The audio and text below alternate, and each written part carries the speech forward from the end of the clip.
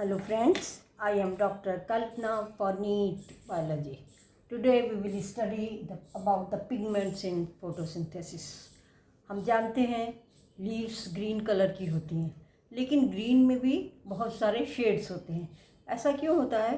क्योंकि लीव्स में एक ही पिगमेंट नहीं होता, बहुत सारे पिगमेंट्स होते हैं और इन पिगमेंट्स को हम सेपरेट कर सकते हैं by the method of paper chromatography. तो पेपर क्रोमेटोग्राफी हम करते हैं तो हमें 4 तरह के पिगमेंट्स मिलते हैं लीव्स में.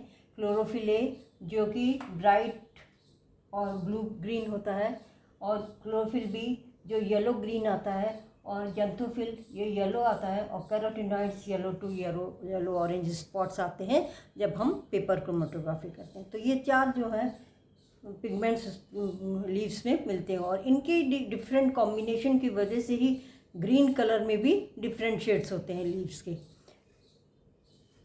अब क्या होता है फोटोसिंथेसिस के लिए, ये पिगमेंट्स का काम क्या है? लाइट को एब्जॉर्ब करना. ये डिफरेंट वेवलेंथ की लाइट को एब्जॉर्ब करते हैं.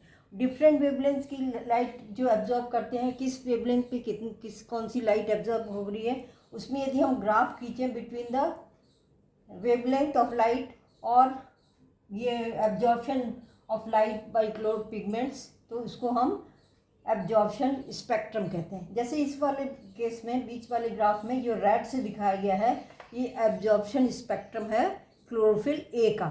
इधर वेवलेंथ दिखाई गई है और इधर ये दिखाया गया है कितनी लाइट एनर्जी ये एब्जॉर्ब कर रहा है क्लोरोफिल ए.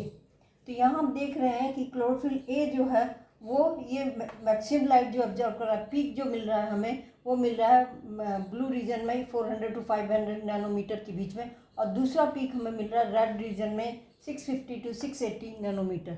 तो ये क्लोरोफिल ए जो है इस तरह से ये लाइट एब्जॉर्ब कर रहा है वेवलेंथ, डिफरेंट वेवलेंथ की.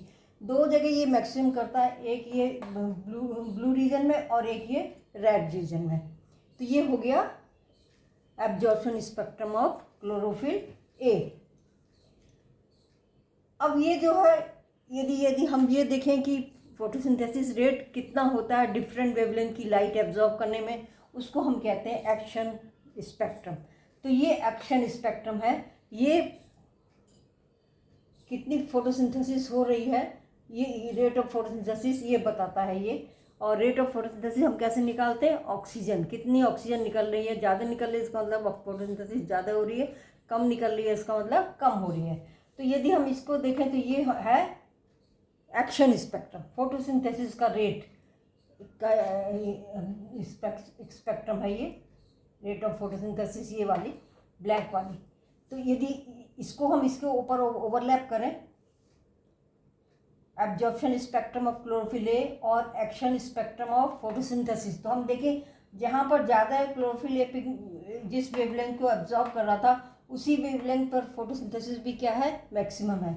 दूसरा जो स्पाइक है वो कहाँ पर है? जहाँ पर क्लोरोफिल ए ज़्यादा एब्जॉर्ब कर रहा था वहाँ पर फोटोसिंथेसिस का रेट भी क्या है?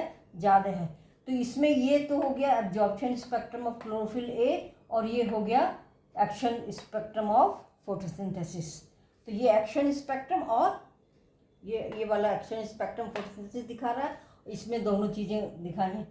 और इसमें यहाँ देखने से क्या पता चल रहा है कि ये तो ठीक है कि जब ये इसमें मैक्सिमम होता है तब ये भी मैक्सिमम है, लेकिन इस जगह पे यदि हम देखें तो क्या है, जो absorption of light by chlorophyll a तो बहुत कम है और फिर भी उस समय फोटोसिंथेसिस हो रही है इतनी. तो ये किसकी वजह से हो रही है? ये दूसरे पिगमेंट्स, क्लोरोफिल ए के अलावा जो पिगमेंट्स हैं उनकी वजह से भी फोटोसिंथेसिस होती है.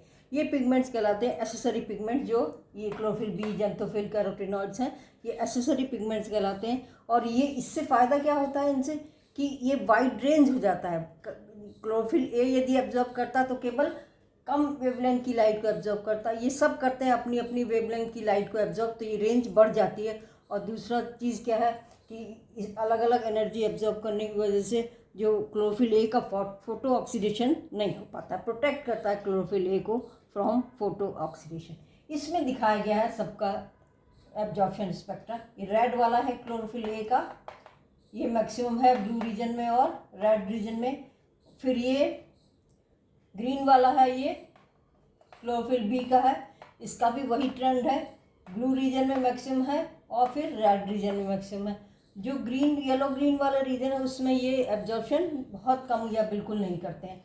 और ये कैरोटिनॉइड है ब्लू वाला, तो ब्लू वाले जो है वो इस रीजन में कर रहे हैं, वायलेट रीजन में एब्जॉर्ब करते हैं 460 नैनोमीटर के आसपास। इसीलिए लीव्स जो होते हैं ग्रीन दिखती हैं, क्योंकि यहाँ पर ये क्लोरोफिल है, क्लोरोफिल बी क्या कर रहा है कि ये ग्रीन को एब्जॉर्ब नहीं कर रहा है।